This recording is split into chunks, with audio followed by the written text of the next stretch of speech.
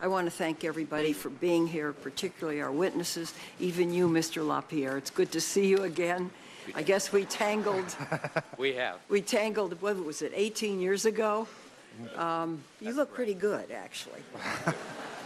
I will give a little prerogative to the laughter on that one, but please go ahead. I'd like to add something to the record, Mr. Chairman. Page 44 of the Department of Justice report, assault weapons as a percentage of gun traces, which shows a 70% decline from 92-93 to 2001, 2000. Without objection, so. Thank you. Thank you very much. Chief Johnson, I'd like to talk with you. First of all, I am very grateful for the support of your organization, of the Major Chiefs, and the International Association of Chiefs of Police, as well as trauma surgeons who see what these guns do in tearing apart bodies. I have become very concerned as I looked at the bill before in '93 at the technological improvement in these weapons over these years. And one of the things that we've tried to do in this new bill is prevent that from happening in the future. In looking at the AR-15 magazine on a device which is legal called a slide fire, I note that with practice, a shooter may control his rate of fire from 400 to 800 rounds per minute, or shoot 2, 3, or 4 rounds at a time, and just as easily fire single shots. So this is a weapon, and I think Ms. Trotter's right.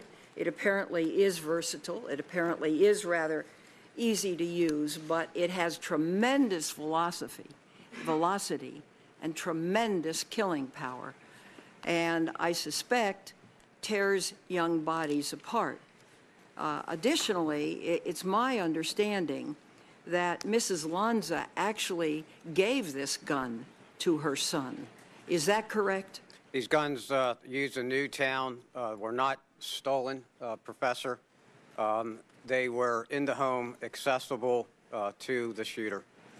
Thank you. It's a major problem, safety and security of weapons. In my jurisdiction, 2 school shootings, safety and security of weapons would have made a difference in that case. And Senator, in your bill, I salute and applaud you for including a safety and security measure. Well, thank you very much, Chief. This is such a hard debate because people have such fixed positions. Police, I think, see killings as they are. Many people do not. So, in a sense, the streets speak about this issue. The more you add highly technologically efficient weapons, which are originally designed to kill people in close combat, and they fall in the hands of the wrong people. It's my understanding that Mrs. Lanza's son, the shooter in this case, had no mental health record. Is that correct? It is my understanding that no record exists. It is my understanding that there was ample evidence, though, amongst those close to him that there was a serious problem. Which is really something that I think we need to tackle today. Mental health laws are usually the preserve of the state and the local governments. They provide the facilities. Do you have any suggestions there with respect to anything that we might be able to do to improve mental health laws nationally, which might catch people who are a danger to themselves or others in this area? This is a major problem for law enforcement. Citizens, police officers, doctors, parents can petition for an emergency evaluation when they see behavior that presents an individual as being a danger to themselves or others. And it's really important that we all do this. It's a tough decision because sometimes you have to make it against your own son. Very, very hard. It could affect their entire life, but it has to be done.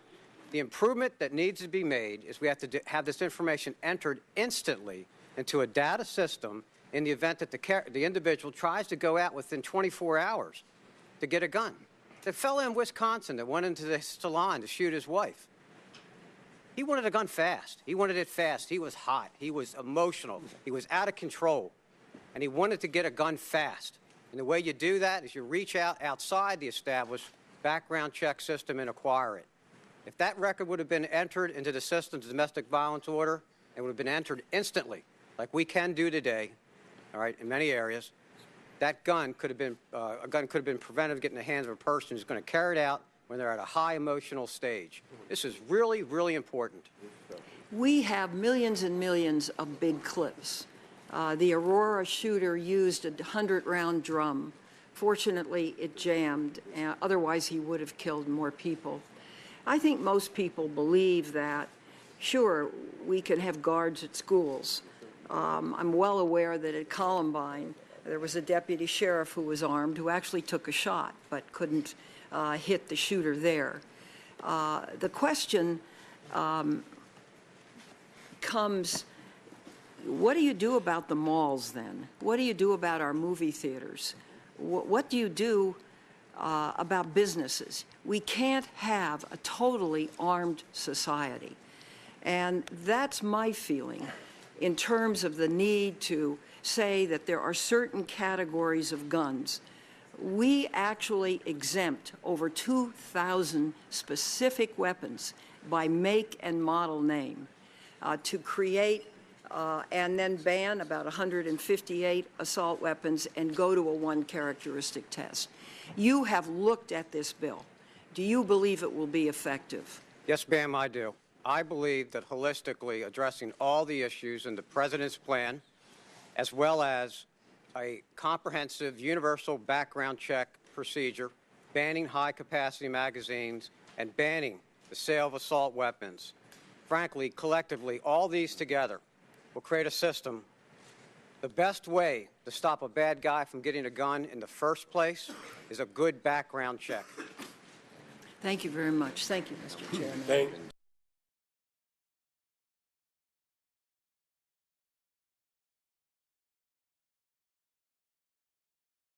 This has been a Sunfish production.